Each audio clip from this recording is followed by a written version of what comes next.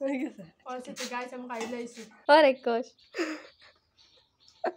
সকাল সকাল সকল কাম কাজ সাইডে ফেলাইয়া আমি এখানে বানাইতাছি আম পোড়ার শরবত। তো আপনারা ভাবতেছেন আজকে হিন্দিটা কি হয়েছে, আজকের লেগে হিন্দিটারে একটু সাইডে রাখতাছি, নিজের ভাষায় একটু কথা কই তাইলেই আর শান্তি মিলে, আর সেইটা আমার বড়ই পছন্দের ভাষা। তো এখানে প্রথমেই আমটারে ভালো কইরা ফুইরা নেবেন, যেমনটা আপনার আত্মীয় স্বজন আপনারা দেখে ফুড়ে। তারপরে জিরাটারেও একটু ফুইরা নেবেন, বেশি ফুড়তে যাবেন না যেন। তারপর এখানে আমের খোসাগুলোকে এমন ভাবে আম থেকে ছুটাইয়া ফেলবেন যাতে আপনার জীবন থেকে আপনার আত্মীয় স্বজন রে।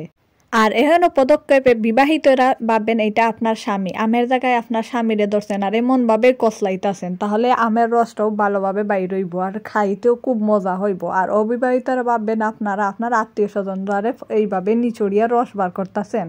আমের রসের পর সেখানে লেবুর রস বার করার দরকার। লেবুটারে আবার স্বামী ভাইবা চিপেন না, নাইলে তিতা হইয়া যাইব গা, এটারে আলগা হাতে চিপতে হইব।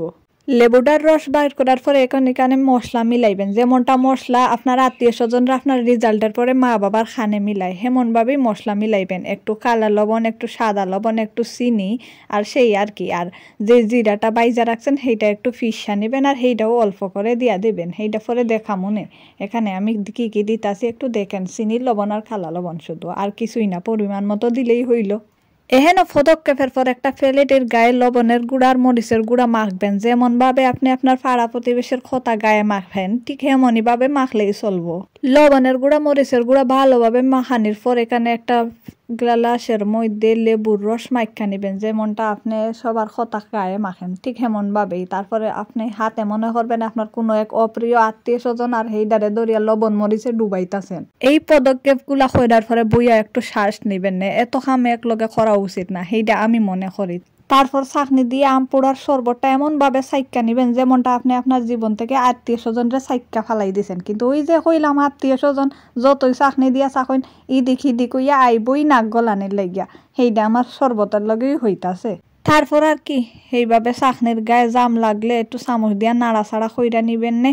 আর এখন একটু সার্ভ করার পালা। ওই যে কই দিয়েছিলাম জিরার গুঁড়া সেইটা একটু উপর থেকে দিয়া দিবেন, দেখবেন খাইতে ইয়ার টেস্টি হইতাছে। তারপর আর কি এখানে জটফট করে একটু পুদিনার পাতাটা কসলাইয়া দিয়া দিবেন, দেখবেন সেইটাতে ইয়া সুন্দর টেস্টি। নিজের জীবনটা গুছালো না হইলে কি হইব, নিজের শরবতটা তো গুছানো হইতেই হইব, এই জন্য শরবতটারেও গুছাইয়া সবার কাছে সার্ভ করবেন।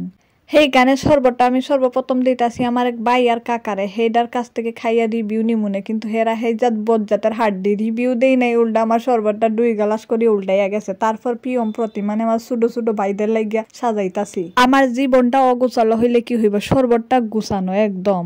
জীবনটা তো আত্মীয় স্বজনের পেরাই গুছাইতে পারি না, আর কি কমু বন্ধুরা। তো শরবতের ভিডিও এইটুকুনি থাক, আপনারা খুব এনজয় করছেন সেইটা আমিও বুঝতাছি। এখন আমার বইনের খাওয়ান দাওয়ান দেখেন আর কথাগুলো মনে কইরা কইরা শরবতটা বানাইন, দেখবে আনন্দে মজাই বানাইতাছেন, টেরই পাইবেন না কখন বানাইছেন। হয়ে গেছে গাইছে আমি খাইলাইছি, গাইছে আমার খাইতে গাইছে আমার শান্তিতে খাইতে ওইছে তো আর মতো উঠাইছে ওই